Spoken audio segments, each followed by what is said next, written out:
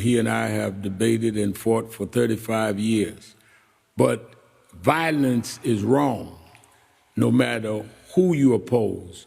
We must have a nation that celebrates the diversity of our views and the democracy of our decisions. We cannot settle our political differences with bullets. We settle them with ballots. And that is why we wanted to come across different lines of worship, different political lines. We're not going to agree.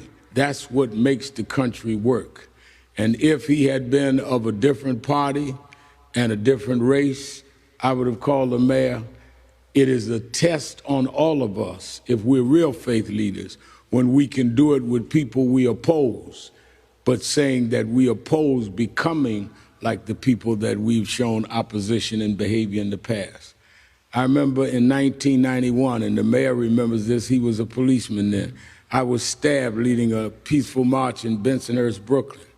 So when I say I pray for the former president's recovery and his family, I know what the trauma is of tasting your own blood. And I don't care who you are in public life, your family's traumatized. And it will not end with everybody just saying words. This is something you will never, ever get over. Today, people approach me at airports or places saying, I want to take a selfie, and I jump because I still have in me this man coming in front of me plunging. So this is more than politics. This is whether or not we make this country where people don't want to practice getting in the political process because we've normalized violence. So we denounce it from his hometown. We will fight on the issues, but we will not fight about having the safety from the political arena that all of us should have as we participate. And I know no one that has stood for that longer and stronger than our present mayor of the city of New York, Mayor Eric Adams. Thank you so much, Reverend Sharpton. And yesterday, I was clearly trying to find a way we can properly express what we're facing as a country. And as faith will have it, Reverend Sharpton reached out, and in the spirit of those who are standing behind me and beside me, we are coming from the same place. And I think these elected leaders, as well as the religious leaders, are a fair representation of what we are feeling in our country on the whole. When a bullet leaves the barrel of a gun, it does not discriminate. It not only seeks to harm the target, but as we saw yesterday, innocent people are also severely injured and lives are taken. And there's so many questions that I believe is lingering over us.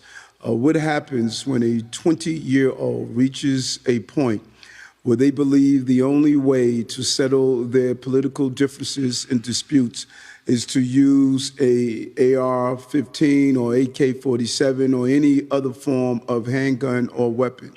That sends a terrible message, and it only mirrors the poll that I have been quoting for the last few months, that only 18% of 18 to 34-year-olds really love America.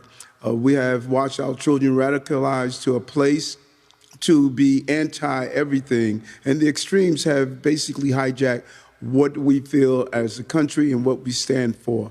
I cannot thank Councilman Borelli, Minority Leader, enough for understanding how significant this is. We could line up on political lines, but he's a dad, like I am a dad.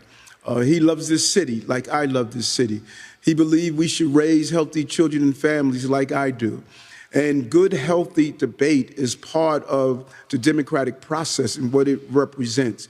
And then when you see Rabbi Potasnik and the imams that are here and other faith leaders that are here, every day in their houses of worship, we want to send out a clear and loud message on how do we live together as members of the greatest race alive, and that's the human race.